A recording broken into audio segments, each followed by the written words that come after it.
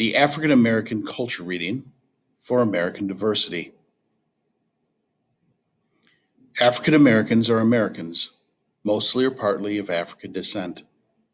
About 40 million African Americans live in the United States. They account for 13% of the nation's total population, and in number, trail only the Hispanic Americans among minority groups. About half of all Black Americans live in the southern states. Most of the rest live in large cities in the East, Midwest, and West. Most African Americans have used five terms to refer to themselves. The terms Negro, which means black in Spanish and Portuguese, and colored were commonly used until the mid 60s. These terms refer to the dark brown skin color of many Black Americans. Since then, most Black Americans have chosen to express deep pride in their color or origin by calling themselves Blacks, African Americans, or Afro Americans. The majority of American Blacks trace their origin to an area of the West Africa that was controlled by three wealthy Black empires from about 300 AD to the late 1500s. These empires, Ghana, Mali, and Songhai, thrived on trade and developed efficient governments. During the early 1500s, European nations began a triangular slave trade in which enslaved African rival tribes from West Africa were traded by African chieftains to Europeans for guns, alcohol, and or food. For about 300 years, millions of enslaved Black Africans were shipped across the Atlantic Ocean to North and South America. About 500,000 slaves were brought to what is now the United States. The history of African Americans is largely the story of their struggle for freedom and equality.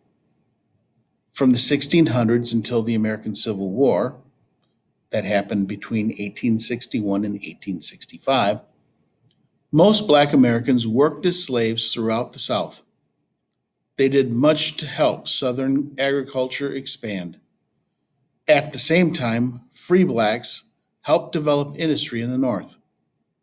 After 1865, when slavery was finally abolished in the nation, Black Americans briefly gained their civil rights during a period called Reconstruction. But after Reconstruction, they again lost those rights and suffered widespread segregation and poverty. The determined efforts of African Americans to achieve equality and justice led to the start of the strong civil rights movement in the United States in the 1950s. The lives of African Americans have improved since the 1950s, but many still suffer from segregation and poverty, discrimination in jobs and housing, and other problems.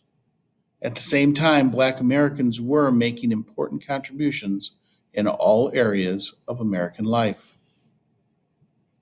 The Civil Rights Movement. After World War II, three major factors encouraged the beginning of a new movement for civil rights. First, many African Americans had served with honor in the war. Black leaders pointed to the records of these veterans to show the injustice of racial discrimination against patriots when they returned home. Second, African Americans in the urban North had made economic gains, increased their education, and registered to vote. The NAACP, or National Association for the Advancement of Colored People, had attracted many new members and received increased financial support from whites and blacks. It also included a new group of bright young Black and white lawyers.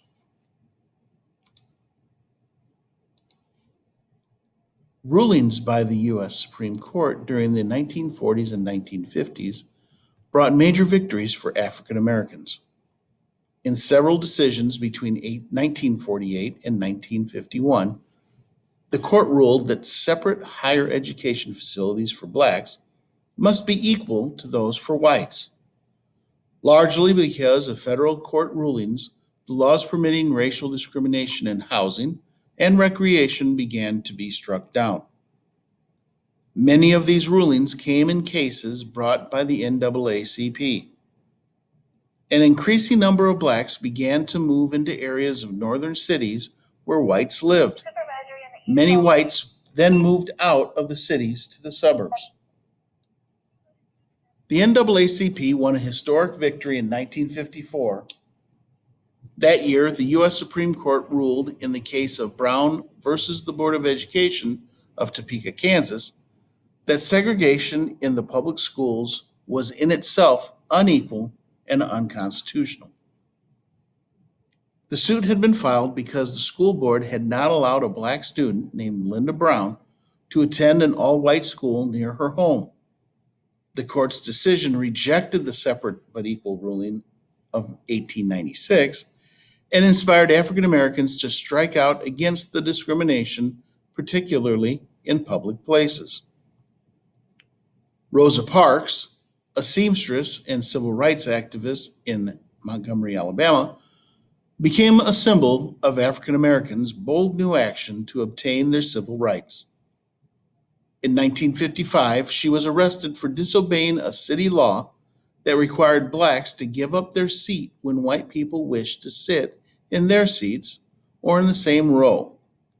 Montgomery's blacks protested her arrest by refusing to ride the buses. Their protests lasted 382 days, ending when the city abolished the law. The boycott became the first organized mass protest by blacks in Southern history.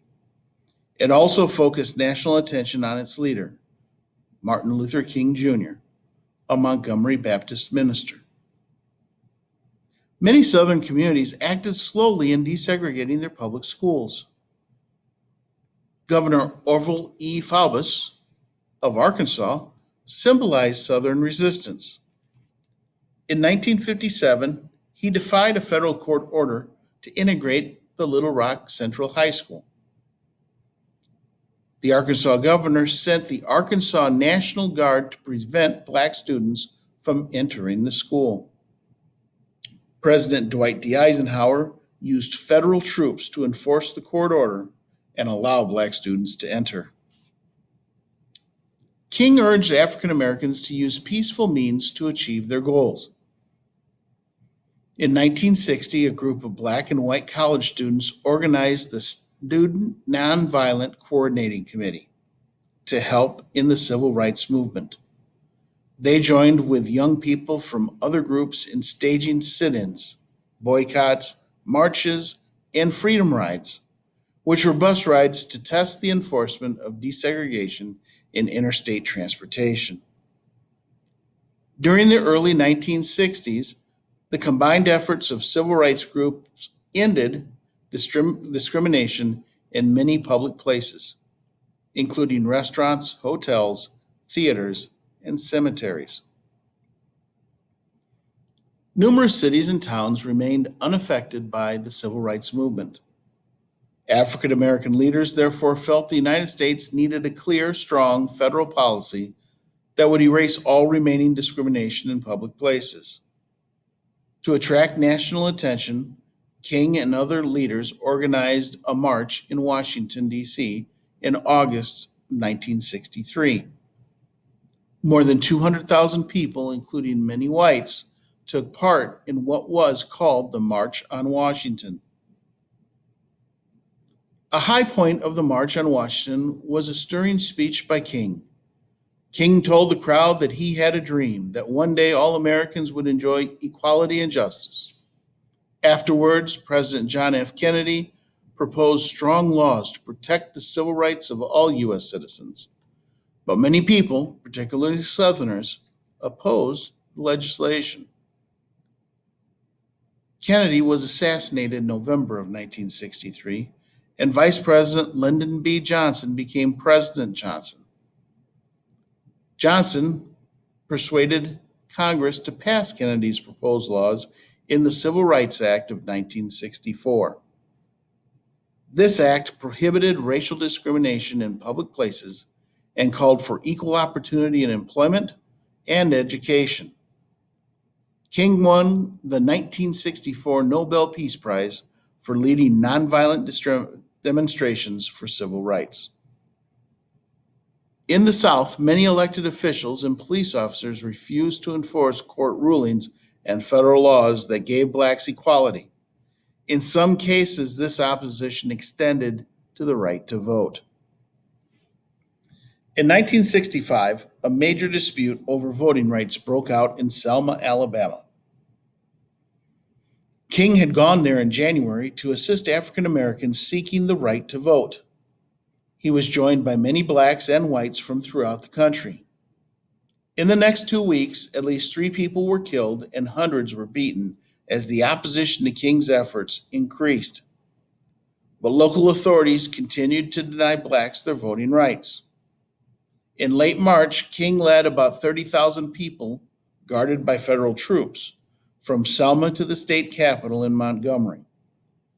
There, he demanded that African Americans be given the right to vote without unjust restrictions. Largely as a result of the activities in Selma, Congress passed the Voting Rights Act of 1965. The act banned the use of a poll tax as a requirement to vote and forbade major changes in Southern voting laws without approval of the Department of Justice.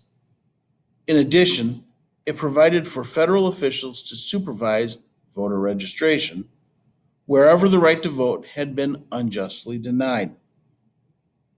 The act gave the vote to thousands of Southern blacks who had never voted and led to a huge increase in the number of black officials elected.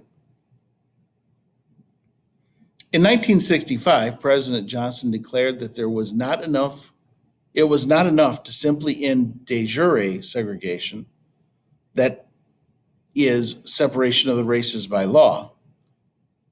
It was also necessary to eliminate de facto segregation, that is, racial separation in fact, based largely on custom. Johnson called for programs of affirmative action that would offer blacks equal opportunity with whites in areas where discrimination had long history and still existed. Many businesses and schools then began to adopt affirmative action programs. These programs, some of which were ordered by the federal government, gave hundreds of thousands of black new economic and educational opportunities. Black militancy. During the height of the civil rights movement, some blacks had charged it was almost impossible to change white racial attitudes.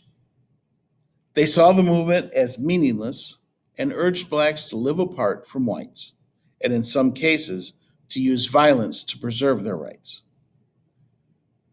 Groups promoting these ideas included the Black Muslims, Black Panthers, and members of the Black Power movement.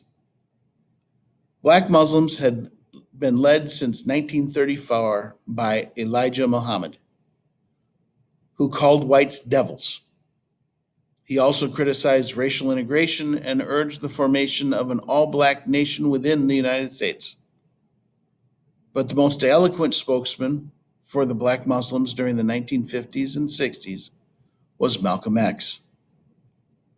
Malcolm wanted to unite black people throughout the world. He was assassinated in 1965 after forming a new organization to pursue his goal. 3 black men, and at least 2 of whom were black Muslims, were convicted of the murder. The Black Panther Party was founded in 1966. Its 2 main founders, Huey P. Newton and Bobby Seale, had been inspired by Malcolm X. First, the party favored violent revolution as the only way to end police actions that many blacks considered brutal and to provide opportunities for blacks to find jobs in other areas. The Panthers had many clashes with the police and others. Later, the party became less militant and worked to achieve full employment for blacks and other peaceful goals. The Black Power movement developed in 1966 after James H. Meredith, the first African American to attend the University of Mississippi, was shot during a march. The shooting and other racial violence made members of the Student Nonviolent Coordinating Committee doubt the sincerity of white support for Black rights. The movement urged Blacks to gain political and economic control of their own communities and to reject the values of whites and form their own standards. The Black Power movement also stressed that Black is beautiful and suggested that Black Americans no longer refer to themselves as Negroes or colored people, but as Blacks, African Americans, or Afro Americans. Education. From 1970 to the first decade of the 2000s, college enrollments among African Americans rose from about half a million to about 2 million students. This resulted in part from affirmative action programs by predominantly white colleges and universities. By the first decade of the 2000s, about 20% of all Blacks had received a bachelor's degree. In the 1980s and 1990s, courses of study based on an approach called Afrocentrism gained popularity. These courses aimed to teach the culture and history of Africans and African Americans. Educators soon developed a broader curriculum called multicultural education, designed to help students from all backgrounds appreciate diverse cultures and people. Social struggles. Among African Americans, high dropout rate in schools leaves many young people unprepared for new types of well-paying jobs requiring technical skill. Unemployment and poverty are often linked with crime and criminal behavior. African American males are especially at risk. Black on black violence, much of it gang related, continues to plague poor African American communities. In 1980, about 145,000 African American men were in prison. 25 years later, there were about 4 times that many. Many social scientists believe that the major cause of this increase in imprisonment rate was a US government policy called the War on Drugs. The war on drugs sought to reduce the illegal drug trade by imposing mandatory prison sentences for illegal drug possession. In the 1990s, many African Americans focused on self-help programs to deal with crime, drug abuse, and poverty, and substandard education. For example, in 1995, hundreds of thousands of black men marched in Washington, D.C. to declare their determination to improve conditions in the black community. Crowd estimates ranged from 400,000 to more than a million. The event, called the Million Man March, was organized chiefly by Louis Farrakhan, the leader of the Nation of Islam, a black Muslim group. The African American Culture Reading for American Diversity.